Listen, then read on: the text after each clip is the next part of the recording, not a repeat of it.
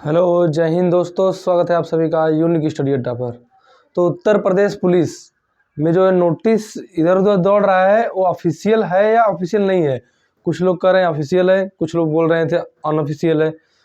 तो देखिए, ऑफिशियल है या नहीं है वो बात की बात है, लेकिन मान लीजिए यदि ऑफिशियल होगा और यदि आपने अनऑफिशियल मानकर तैयारी नहीं शुरू की तब तो आपका ऐसे ही रह जाएगा। इतने दिन से वेट कर रहे हैं और अनऑफिशियल मान लिए इसको और तैयारी नहीं शुरू कर रहे हैं तो आपका सब धरा का धरा रह जाएगा, जितने भी आप इससे यूपी पुलिस से आस लगाए हुए बैठे हैं। तो देखिए, आज तो न्यूज़पेपर ने भी क्लियर कर दिया कि उत्तर प्रदेश पुलिस में लगभग 60,000 पदों पर भर्ती आने वाली है, जिसका एग्ज़ाम 11 फरवरी को होगा। कल तक तो नोटिस था, आज न्यूज़पेपर ने भी क्लियर कर दिया कि नहीं, हाँ 60,000 पदों पर भर्ती आ रही है, जिसका एग्ज़ाम आपका 11 फरवरी को होना है। अब देखिए, अब 11 फरवरी को कुछ लोग बोल रहे हैं कि आरओ का पेपर है, तो 11 फरवरी को मान लीजिए आरओ का पेपर होता है तो एक दो दिन इसे इधर उधर भी कर सकते हैं, तो इससे ज़्यादा बहुत फर्क नहीं पड़ेगा अब आपके एग्ज़ाम डेट में। तो आप समझ लीजिए कि आपका यूपी पुलिस का जो नोटिस है, नोटिफिकेशन एक दो दिन के अंदर आ ही जाएगा या इसी हफ्ते जब भी आ जाएगा, लेकिन दिसंबर तक आ जाएगा।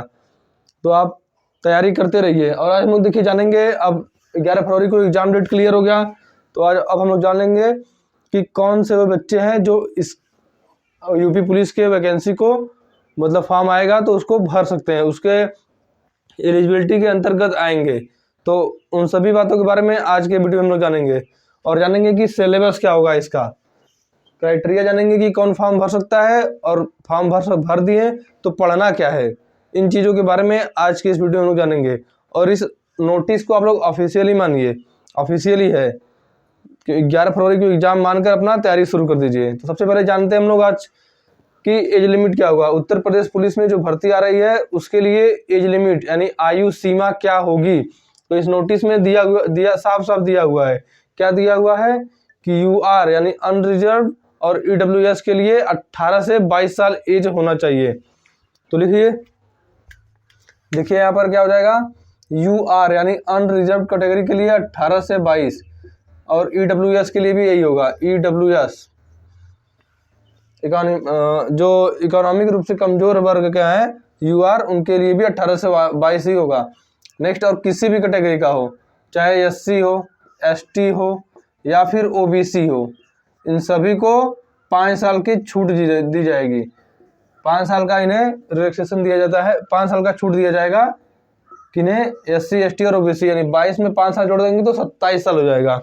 तो यह इस नोटिस में लिखा हुआ है कि यूआर और ईडब्ल्यूएस के लिए 18 से 22 और एससी एसटी ओबीसी के लिए 5 साल की छूट, यानी 18 से 27 हो जाएगा।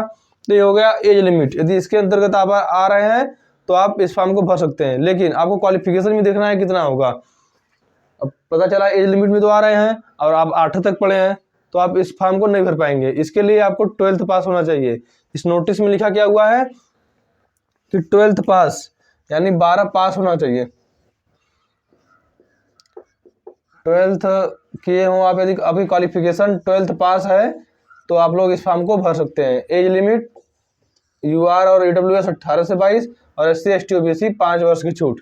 नेक्स्ट है सिलेक्शन प्रोसेस।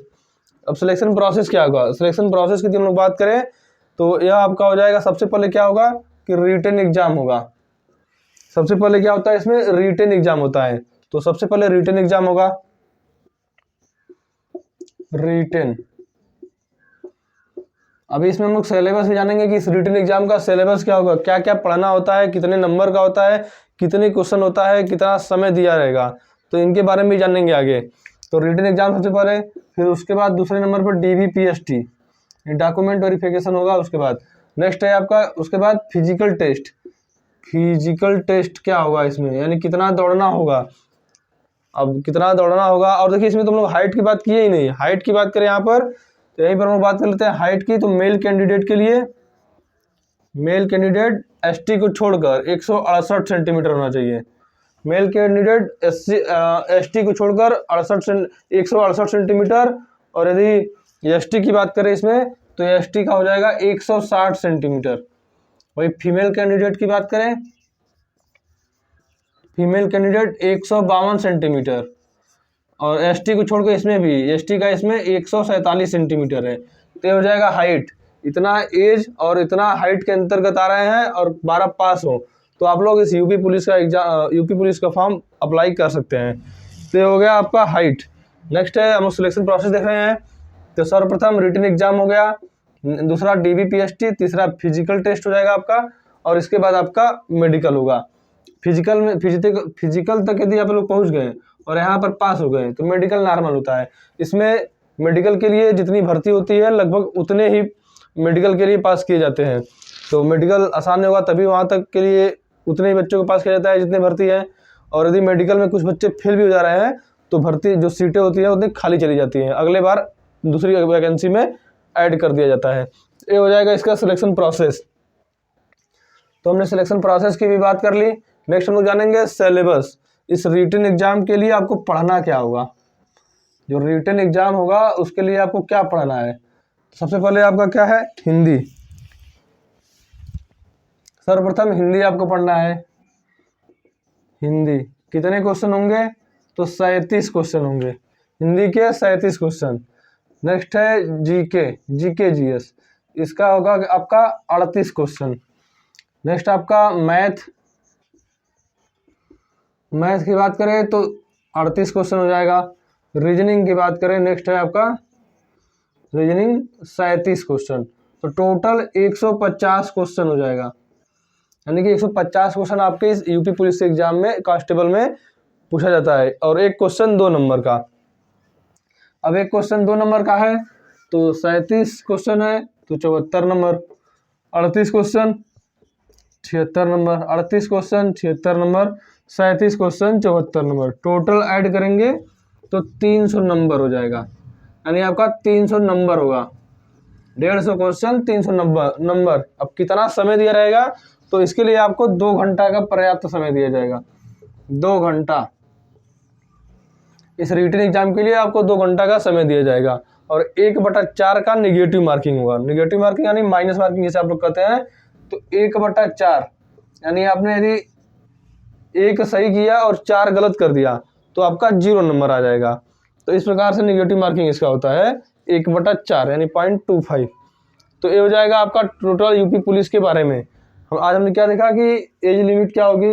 एज लिमिट आपकी ईडब्ल्यूएस और यूआर के लिए 18 से 22 और SC ST OBC के लिए 5 साल की छूट यानी 18 से 27। नेक्स्ट है हाइट, तो मेल का 168 सेंटीमीटर, ST कैटेगरी की बात करें तो 160, मेल में भी। फीमेल की बात करें तो फीमेल में 152 सेंटीमीटर, ST को छोड़कर, ST के लिए 147 सेंटीमीटर।